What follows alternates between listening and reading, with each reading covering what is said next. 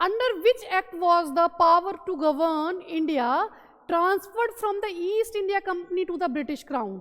मतलब इनमें से किस अधिनियम के तहत भारत का जो शासन है ना, वो शासन करने की शक्ति अंग्रेजी ईस्ट इंडिया कंपनी से ब्रिटिश क्राउन को हस्तांतरित कर दी गई थी।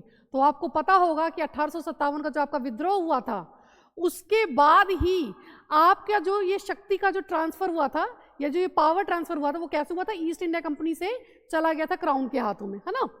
पिट्स इंडिया 1784 एक्ट से ये बिल्कुल नहीं हुआ है। चार्टर एक्ट 1833 से बिल्कुल नहीं हुआ है। आपका 1773 के एक्ट से ये बिल्कुल नहीं हुआ है। तो हुआ किससे है? ये हुआ है आपका गवर्नमेंट ऑफ इंडिया एक्ट 1858 से। 1858 का जो आपका एक्ट आया था ना, इससे हुआ क्या था? तो जो पावर थी गवर्न करने की, वो ट्रांसफर हो गई थी आपकी ईस्ट इंडिया कंपनी को ब्रिटिश क्राउन से। ये बात तो हम समझ ही चुके हैं। लेकिन इसके साथ साथ जो आपकी पोस्ट थी यहाँ पर गवर्नर जनरल ऑफ इंडिया की, वो अब वॉइसरॉय के नाम पे होने लग गई थी, ठीक है। यानी कि वॉइसरॉय के नाम पर ये कर दिया गया था इसको ट्रांसफर।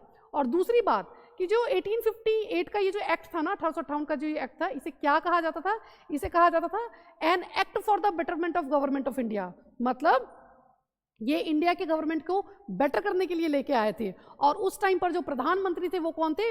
वो थे पाल्मस्टन। लॉर्ड पाल्मस्टन जो है वो यूके के प्रधानमंत्री थे। तो इन फैक्ट्स को मैं चाहूंगी कि आप थोड़ा ध्यान से देखें और क्वेश्चन को अच्छे से समझें।